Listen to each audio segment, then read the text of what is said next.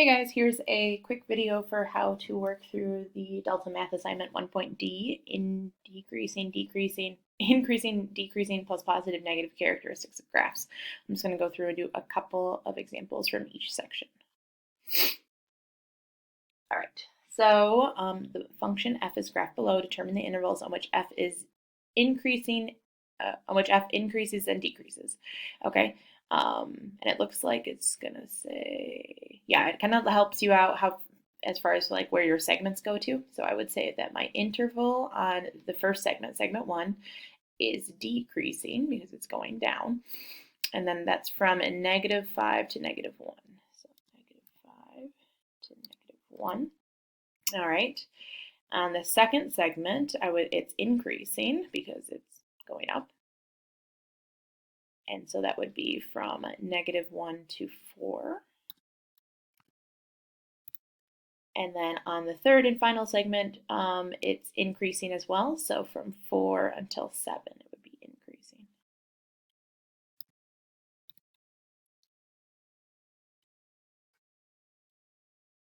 Excellent. And then it will, again, go through the whole process with you and kind of show you color-coded wise what's happening. And so you can kind of make sure that your problems work the same as that. We'll do one more just like that one. So it's the same setup, increasing and decreasing segments. All right, so let's look at this guy. On the first segment, we would say decreasing. And if you want to go through and do like just the increasing and decreasing parts first, you can too. On segment 2, I would say it's increasing. Then on segment 3, I'd say it's decreasing again. And then you just have to make sure you're looking at your x values correctly. So from -9 to -3 is segment 1. On segment 2, that's from -3 to 2. And then segment 3 is from 2 to 7. Voila. All right, so that's how the first set of problems goes. Let's go to increasing versus positive graphically. All right, so this one just looks like it's multiple choice. So the function f is graphed below. What is true about the graph on the interval from point A to point B? So from point A, which is right here, to point B. And it looks like you're looking at positives and negatives versus increasing and decreasing. So remember, increasing and decreasing is like as you follow your graph, does your finger or your pencil or your mouse go down or does it go up? Because if it goes down, that would be decreasing. If it goes up, that would be increasing. And then positive and negative just depends where on the actual graph it happens. If your graph is above the x-axis, so if it's anywhere up here, we say that part of the graph is positive. And then if it's below the x-axis, anywhere down here, we say the graph is negative. So from A to B, my function is decreasing because I'm following and I'm going down, and it's below the x-axis, so it's in the negative section. So I want to choose the one that says negative and decreasing. Voila. All right, let's do one more of those.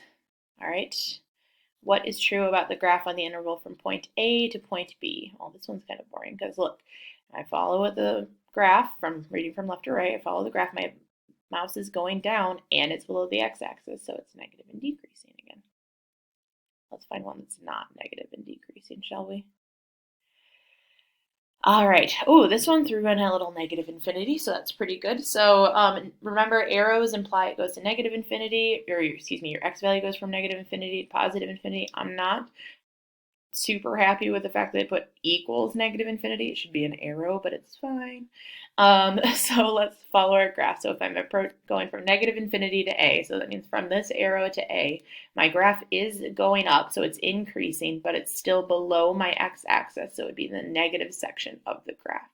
So I want to say negative and increasing. Cool. All right, those are those types of problems. And then next one is level 2, but I'm guessing it's going to be similar. Oh, okay, here we go. It says determine all intervals on which the graph of f is decreasing. Oh, goodness, okay.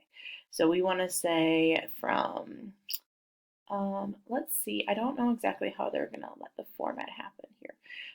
So decreasing means anywhere that your graph is going down. So I'm going to follow this up, and then it flattens, but that's fine. Follow it up, follow it up, follow it up. Okay, so from here, my graph starts to go down. So I would say from -2 to 1,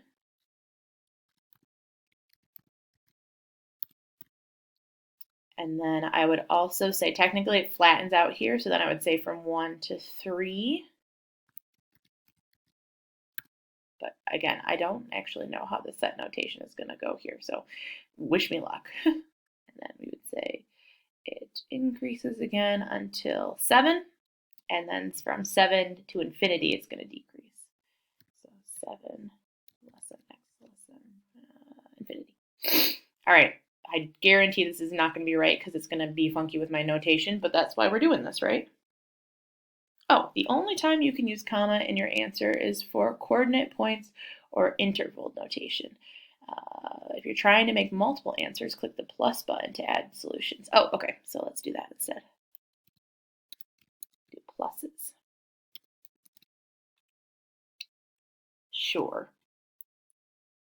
Oh, not correct. Let's look through an example.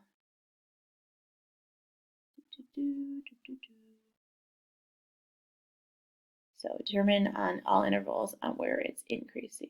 Oh, so I should just be using the word or instead. Goodness. All right, let's try again. So let's see what we say from -2 to 1. Or maybe I should go all the way from -2 to 3. Let's try that. Ignore the part where it's flattened out. Or, there we go, from 7 to 9, or 7 to infinity, excuse me. Oh, let's try. What the heck? -2 to 3, or x is greater than 7. Oh, come on, mine's technically correct. Whatever. So we'll just have to watch your notation on that one. Here, let's try another one. See if we can't do it now. All right, determine all intervals on which f of x is less than or equal to 0. So that means all intervals where your function is below 0, so all the intervals where your function is negative. So let's do that. So we're gonna get this one right, I promise. So from -7 and -3, it's below the x-axis, and then from 5 to 8, it's below the x-axis. So -7 less than x is less than -3, or 5 to 8. 5 is less x is less than 8. Yes! See, I knew it! Okay. Sorry, I get excited about math too. Lovely. So, okay, and this one I'm guessing is just going to be notation stuff. Let's look at another example.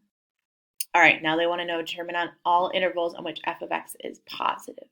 Okay, so we want to do everything that's before -8, right? Because all of this stuff over here is going to be above your x-axis, so that's going to be positive. So we want to say all x values before -8, so all x values less than -8. X values less than -8, or, and then this is negative because it's below my x-axis, and then here we go positive again. So we go positive from -3, still positive, still positive, still positive to 8. So we'll do -3 less than x less than 8. All right, let's see if we did it.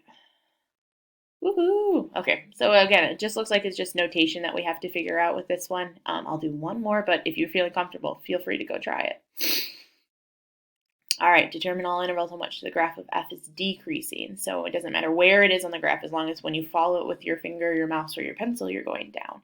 So I would say that from -infinity until -4, my graph is decreasing. So I would say for all values less than -4, values less than -4, or where else am I decreasing? From 1 until 4? Yep. And then I would say it's increasing after that. So let's go ahead and submit our answer. Woohoo, we're getting it. Awesome. Nice job, you guys. So go ahead and try some of those problems and let me know if you have any questions.